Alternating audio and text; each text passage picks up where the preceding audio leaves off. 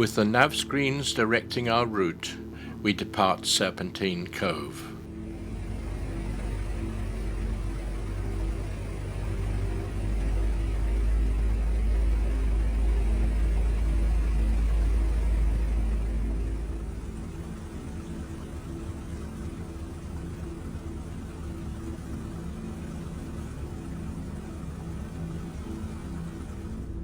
We need to await the tide. The chart shows almost zero depth at low water. On our way, we pass once again through Barry Arm, giving us another view of the precarious, unstable slope that could let go a catastrophic landslip without any warning.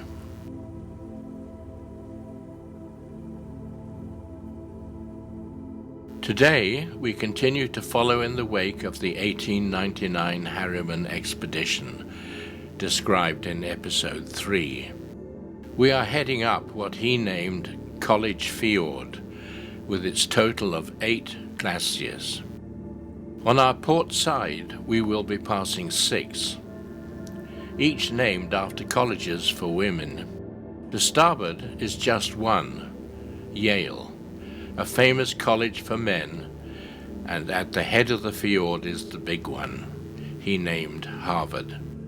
As we turn into College Fjord, we pass within a couple of miles of the epicenter, here marked by an asterisk on the map, of the massive 9.2 1964 earthquake that raised portions of Prince William Sound by 36 feet and sunk others by 9 feet in a matter of seconds. Here are some of the 6 portside glaciers. All have retreated greatly over the past 100 years, and few now qualify as being tidewater. This college was founded in 1885 and named after a house in Wales in the UK. Hence the funny name, pronounced Bryn Mawr.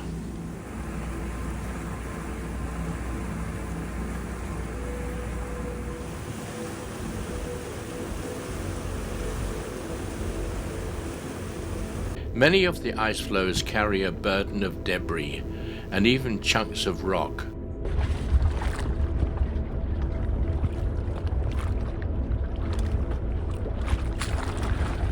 Here is a sample we rescued from a watery grave during an earlier visit in Venture. If not so rescued, this would now be sitting at the bottom of the fjord under 600 feet of water.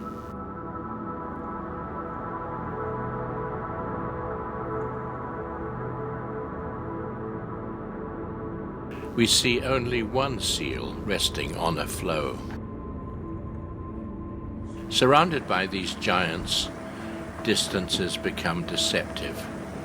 Here we are still 2¼ miles away from the face of Harvard Glacier.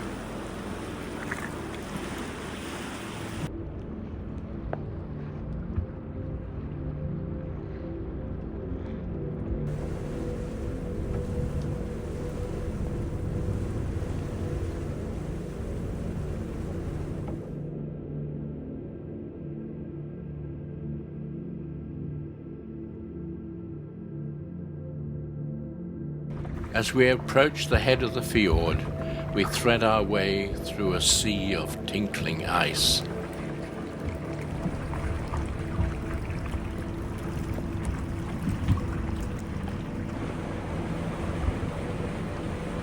Harvard Glacier, still 1 mile distant, is very active and emits constant rumbling noises. It is blackened with rock. We continue to approach.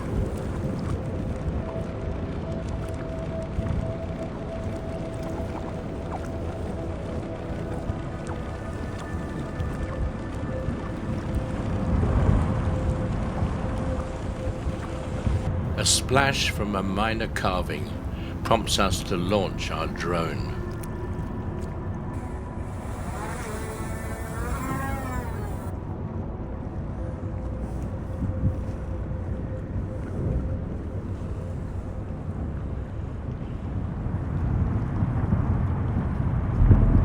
We are just in time to capture a significant carving, both from venture and close-ups from the drone.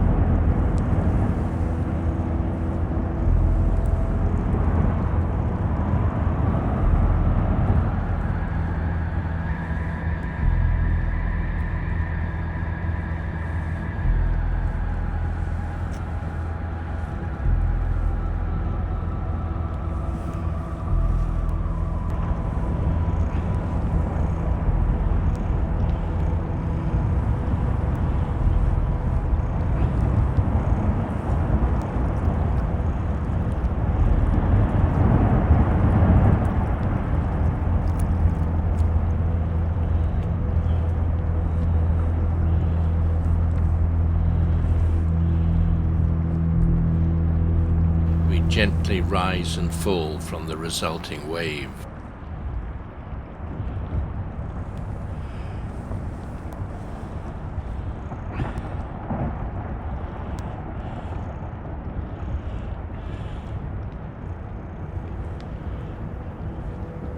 A second calving follows just minutes later.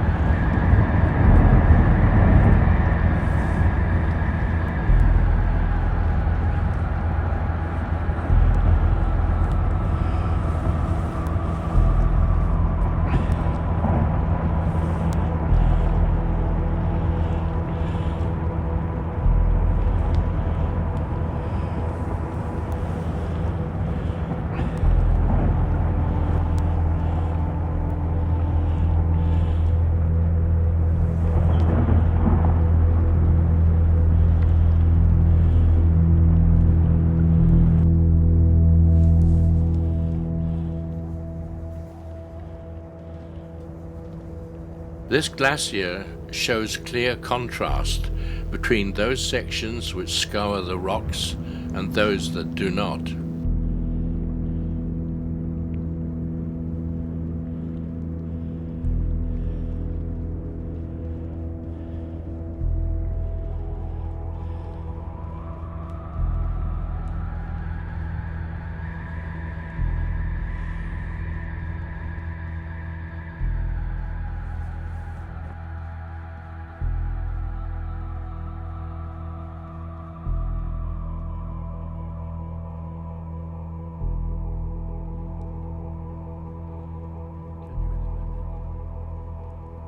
Oh, there, got it.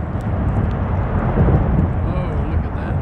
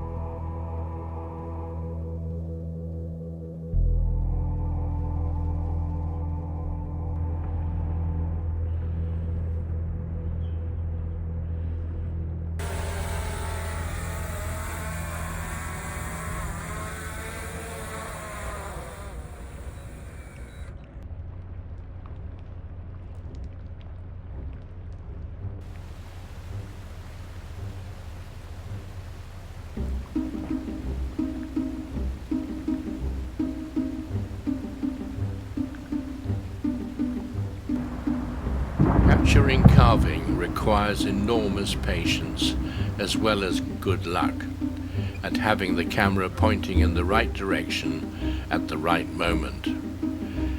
Having spent a couple of hours lying in wait with cameras poised, we decided it's time to move on. We also decide to bypass Yale, which we have visited before, and reverse our course down College Fjord through a flotilla of fantabulous flows.